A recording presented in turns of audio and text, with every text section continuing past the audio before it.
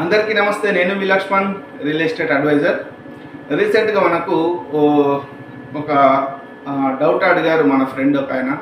అదే నేను ప్లాట్ కొనాలనుకుంటున్నాను, కొత్త లేఅవుట్లో ఉందినా లేదంటే ఏదైనా పాత లేఅవుట్లో కొనొచ్చా అని. ఇట్లాంటి వాళ్ళు కూడా చాలామంది డౌట్ ఉండొచ్చు. ఏం లేదండి, కొత్త లేఅవుట్ అయినా పాత లేఅవుట్ అయినా ఒకటే.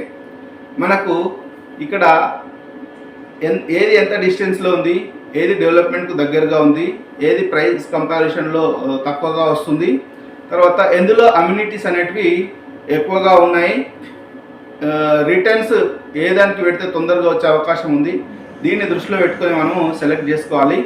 ప్లాట్ అనేది, ఓపెన్ ప్లాట్ అనేది సెకండ్ హ్యాండ్ ఫస్ట్ హ్యాండ్ అనేది ఏమీ ఉండదు. ఫ్లాట్ ఉంటాయి మళ్ళీ.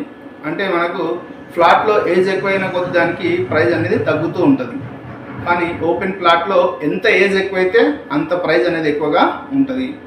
తర్వాత ఇంకొకటి, ఏజెంట్ త్రూ కొనాలా, డైరెక్ట్ వెళ్ళి కొనాలా అంటే మీరు డైరెక్ట్ వెళ్ళి కొన్నా అంతేనే వస్తుంది, ఏజెంట్ త్రూ వెళ్ళినా అంతేనే వస్తుంది.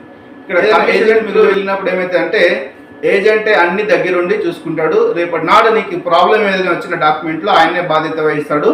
తర్వాత ఏదైనా రీసేల్ కావాలనుకున్నప్పుడు కూడా ఆయనే ముందరుండి అన్నీ చూసుకుంటాడు. కాబట్టి ఏజెంట్లా మనకు ముఖ్యంగా ఈ హైదరాబాద్ సరౌండింగ్స్కి వస్తే short term investment and long term investment రెండింటికి కలిసి ద బెస్ట్ ఏంటంటే మనకు హైదరాబాద్ టు బెంగళూరు హైవే.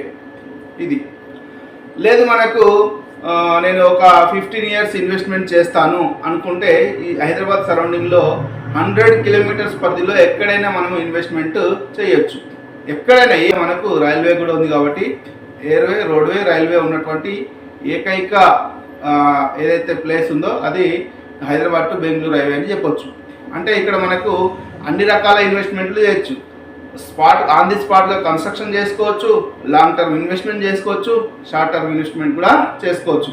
మళ్ళీ వేరే వేరే దాంట్లతో పోలిస్తే ప్రైజెస్ కూడా చాలా తక్కువగా ఉంటాయి. కాబట్టి నేను దీన్నే ఎక్కువ ప్రిఫర్ చేస్తాను.